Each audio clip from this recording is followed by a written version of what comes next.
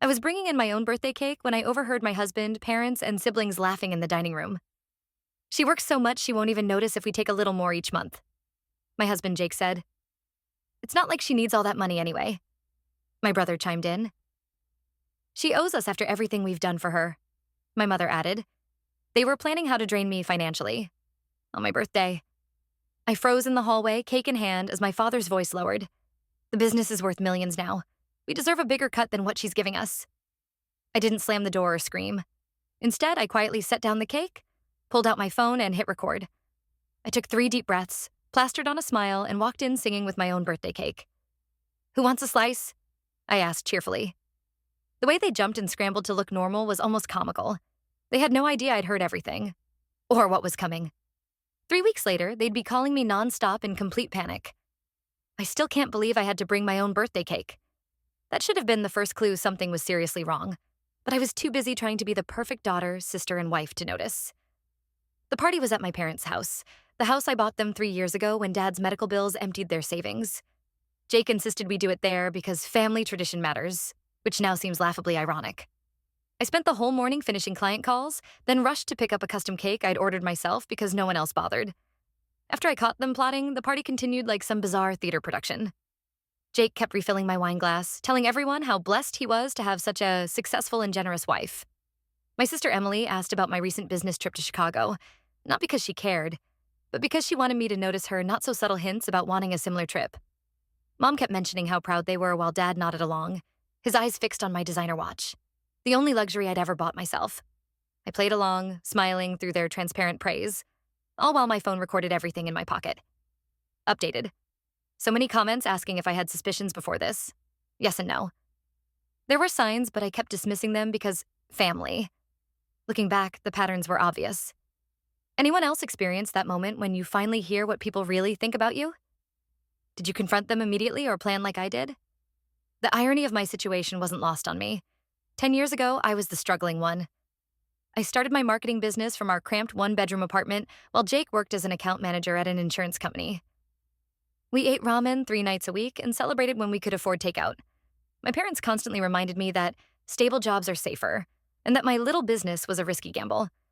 My siblings were more direct, calling it my hobby and asking when I'd get serious about life. Jake, to his credit, initially believed in me. He'd bring me coffee during late nights and listen to my ideas. That feels like another lifetime now. Everything changed 5 years ago when I landed my first major client, a tech startup that went public a year later. Suddenly, my hobby was generating serious income. I paid off our debt, upgraded our apartment, and could finally breathe financially. That's when the dynamic shifted. First came my dad's heart attack and the avalanche of medical bills insurance wouldn't cover. Of course I helped. He's my father. Then my brother Mark needed tuition money after losing his scholarship for academic issues. Translation, partying too much. My sister's car broke down. My mother needed dental work, and the requests just kept coming. I never said no because that's what family does, right? Jake changed too, though more gradually. He quit his job 3 years ago to find his passion, which apparently involved expensive photography equipment he rarely used, golf memberships, and networking trips with friends that drained our joint account. When I gently mentioned budgeting, he'd say I was becoming too focused on money, and that I didn't understand the creative process. Meanwhile, my family's requests grew more frequent and substantial. I bought my parents a house because their landlord was selling, paid for my niece's private school tuition when my sister couldn't, and became the family's emergency fund, retirement plan, and investment strategy all in one. The few times I suggested anyone consider financial counseling or budgeting help, they acted like I'd slapped them. After everything we've done for you, my mother would say, eyes welling with tears. Family supports family, my father would remind me. Jake would give me the cold shoulder for days if I questioned any of his expenses. I kept a separate business account they couldn't access, which became my only financial boundary. And even that was constantly under siege with requests for loans that were never repaid. I was making 7 figures annually, and somehow I still felt broke and guilty all the time. The situation escalated last month when I noticed unusual transfers from our joint savings account. Jake had been moving $5,000 weekly to an account I didn't recognize. When I confronted him, his face went through a calculated transformation from surprise to righteous indignation. I can't believe you're tracking my spending, he said, voice dripping with hurt. That money is supporting your brother's new business. You know he's struggling since the divorce. This was news to me. I'd already given Mark $60,000 for his business idea 6 months ago, money I'd never expected to see again. Why didn't you discuss this with me first? I asked, trying to keep my voice level. Jake's expression hardened. Because you've changed. You're all about money now, not family. Success has made you cold. His words hit like physical blows. Had I changed? Was I the problem? I almost apologized before something stopped me.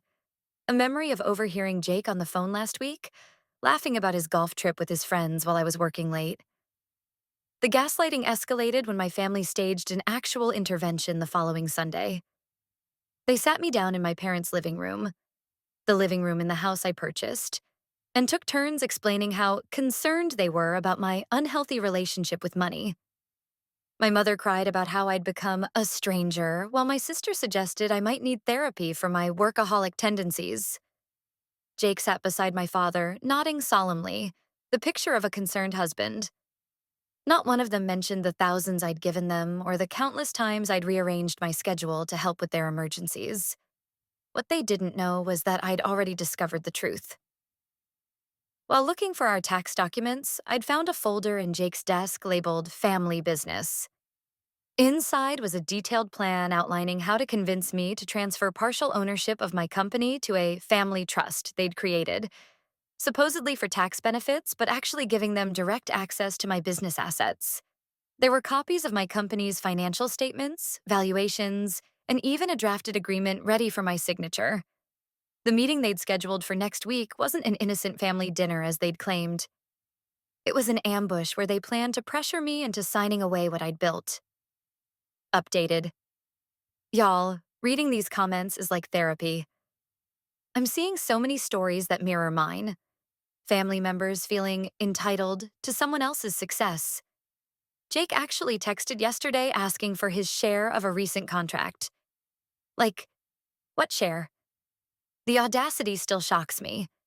How do you respond when someone acts entitled to your hard work?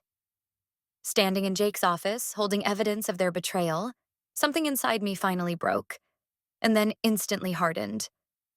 The persistent knot of anxiety and guilt I'd carried for years suddenly dissolved, replaced by an unfamiliar clarity. This wasn't love. This wasn't family. This was exploitation, pure and simple. I wasn't a daughter, sister, or wife to these people. I was an ATM with a pulse. In that moment of crystal clarity, I made my decision. I didn't scream. I didn't confront anyone. Instead, I carefully photographed every document, returned them exactly as I'd found them, and walked out of the office with a strange sense of calm. For the first time in years, I knew exactly what needed to be done. These people had shown me who they really were, and now I believed them.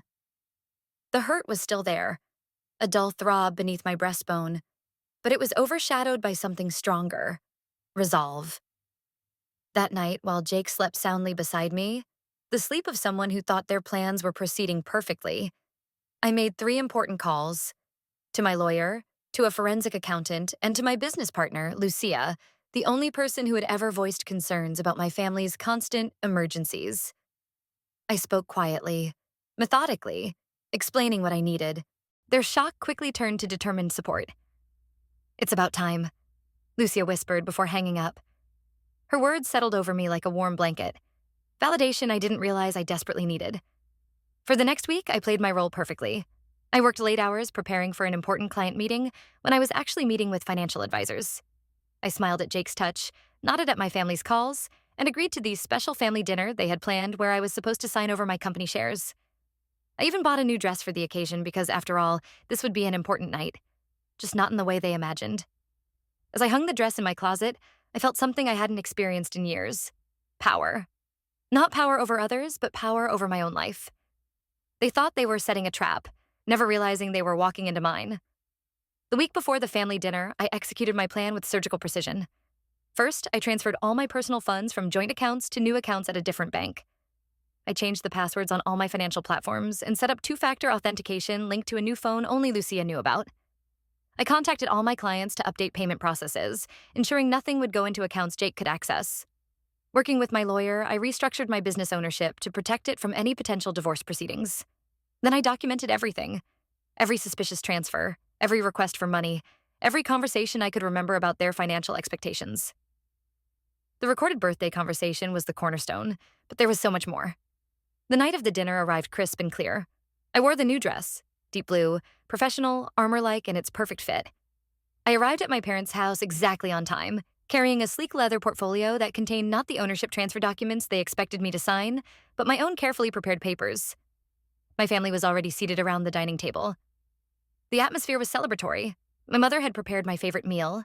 Jake had brought an expensive bottle of champagne, and everyone seemed relaxed, confident. They thought tonight was their victory lap. "Before we eat," I said, my voice steady as I placed the portfolio on the table, "I wanted to share some documents I've prepared."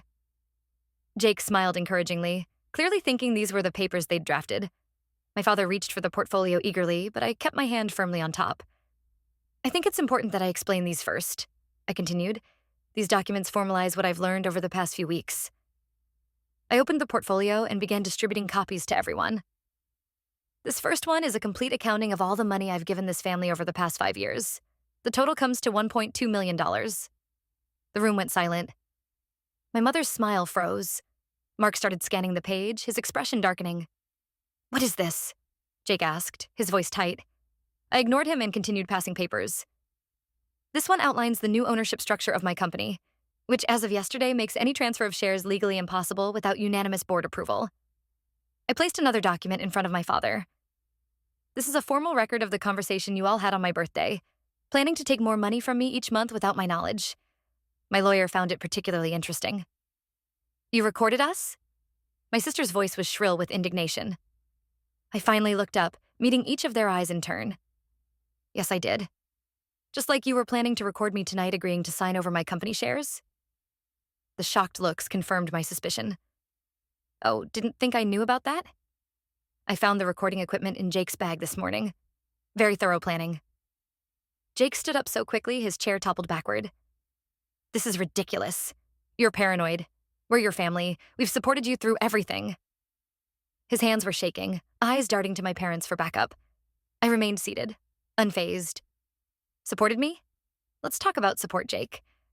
In the last 3 years, you've contributed exactly $0 to our household while spending over $300,000 from our joint accounts." My father tried a different approach, his voice deliberately calm. "Sweetheart, I think you're under a lot of stress from work. We're just trying to help you manage your success in a way that benefits everyone." I cut him off by sliding the family business folder toward him, the original I'd discovered in Jake's desk. "You mean like this plan? The one where you get control of my company without doing any of the work?" He fell silent, color draining from his face. My mother began to cry, her go-to strategy whenever confronted. "After everything we've done for you," she sobbed, "this is how you repay us?" I smiled sadly. "That's exactly the point, Mom. What exactly have you done for me besides take?" She had no answer, just more tears. Mark was the first to realize the full implications. "So what are you saying? You're cutting us off completely?" The panic in his voice was almost comical. I closed the portfolio and stood up. "I'm saying that effective immediately, our financial relationship is terminated. The monthly transfers to each of you have been stopped. The credit cards I provided have been canceled." "You can't do this," Jake shouted, desperation edging into his voice. "We're married. Half of everything is mine."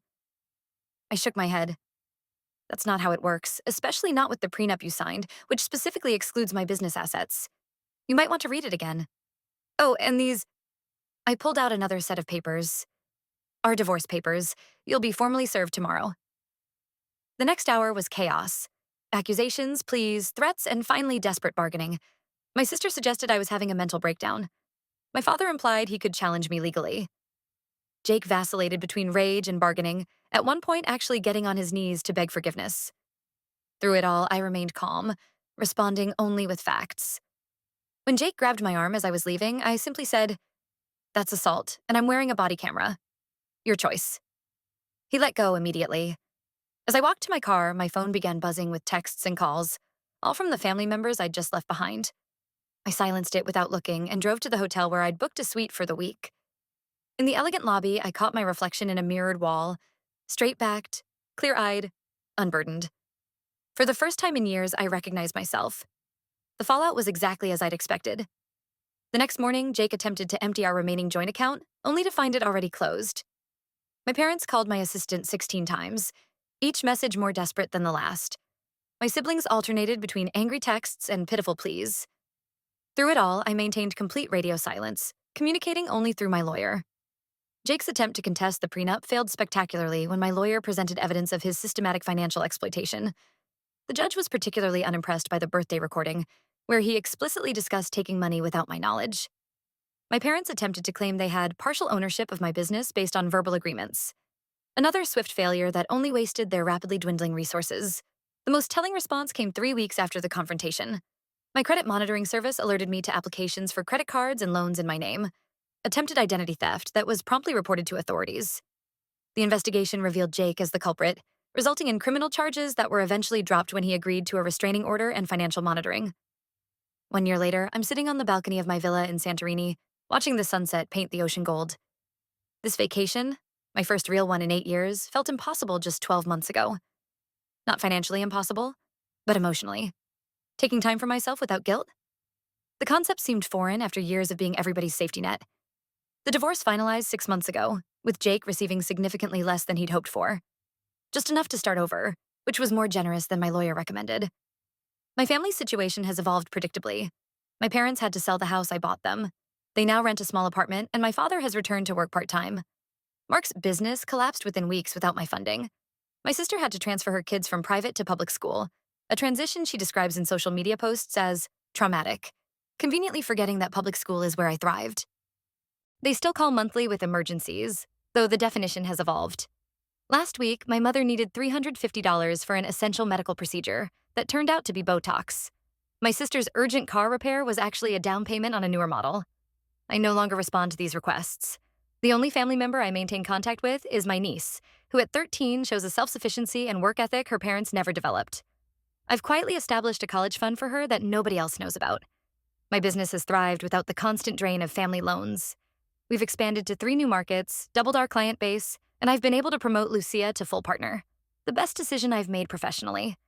I've developed actual friendships with people who want my company, not my money. The most unexpected change has been internal. The disappearance of the constant guilt and anxiety that once defined me. I've learned that real family supports your growth, celebrates your success without trying to claim it, and respects boundaries. What I had wasn't family. It was a one-way transaction masked as love. Sometimes the hardest thing isn't recognizing when others are using you. It's giving yourself permission to stop being used. My phone vibrates against the table, interrupting my thoughts. It's my mother's number. The text preview shows the typical urgency. Emergency situation. Need to talk immediately about... I silence it without reading further and turn back to the sunset. The old me would have abandoned my vacation to solve whatever crisis they'd manufactured. The new me takes another sip of wine and breathes deeply, savoring the salt air and the profound peace of knowing exactly where my boundaries lie. Updated. I'm overwhelmed by the support here. Someone asked what happened to Jake. He's now working at his dad's hardware store and dating a financial advisor. The irony isn't lost on me. Also, many of you suggested therapy, and you were right. 6 months in and it's been life-changing. Family isn't who shares your DNA, it's who celebrates your success without expecting a cut. Would you have confronted them earlier, or did I wait too long?